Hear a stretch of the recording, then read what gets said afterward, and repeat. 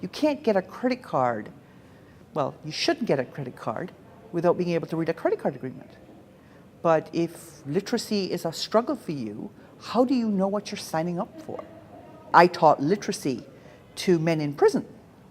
So, I didn't grow up thinking that literacy was something that everybody had. I didn't just assume when I met a person that they knew how to read or write. So I made the inquiries to see whether that was so or whether there was anything I could do to help.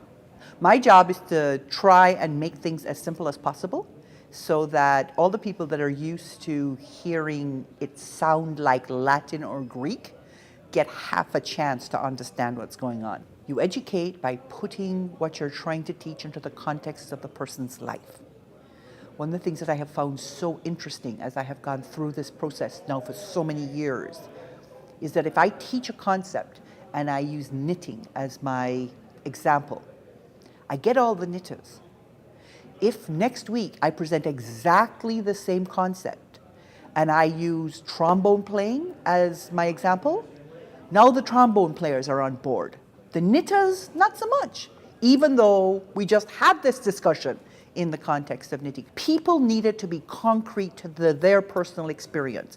85% of the world is concrete. Only 15% of the world is intuitive. I say it over and over and over again. I guess I'm one of the most patient people in personal finance because I'm not just willing to say it a number of times, I'm also always willing to try and find another way to say the same thing and try and get it into a context that will relate to yet another group of people that may not have bought it yet. And I think that's one of the things that is very telling about the TV shows that I've done.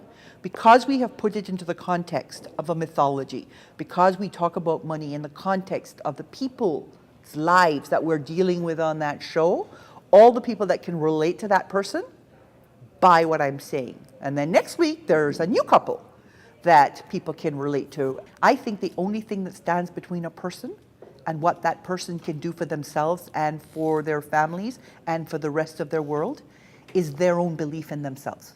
If I can show them that they can have an impact on their own world and have an impact on the world around them, that they will do something wonderful with it. If I can pass it forward, and they can pass it forward, and the next person can pass it forward, there's no stopping us.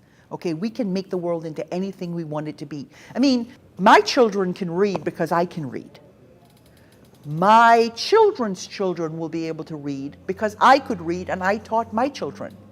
If I taught Daphne to read, and Daphne teaches her daughter to read, we're spreading it to share our information, communicate together, and work together in teams. It is that language transformed into this code, this writing number code, that lets us pass it on beyond our immediate community and share our information worldwide.